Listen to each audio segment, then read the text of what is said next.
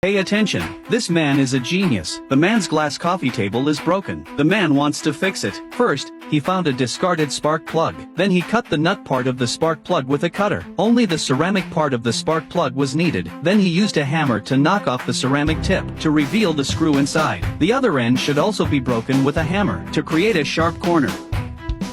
Put a nut on the other end. Then find a pipe T and make a hole in the T. Then heat up the end of the T with a heat gun. When it's softened, install the spark plug in place.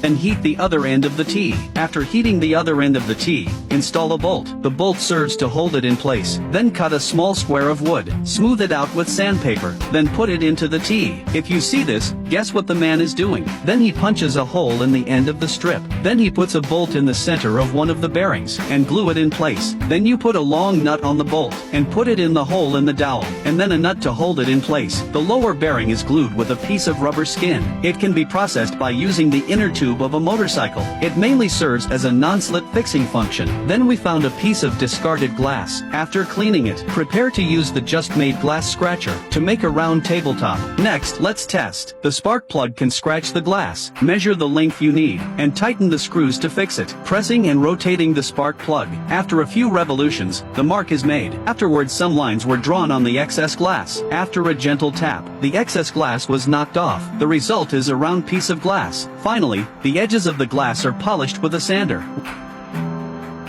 And then the table is perfectly restored. The key is that this glass cutter works very well. So what do you think of this glass cutter? How would you rate it out of 10? Follow me. We will share more creative creations in the next issue.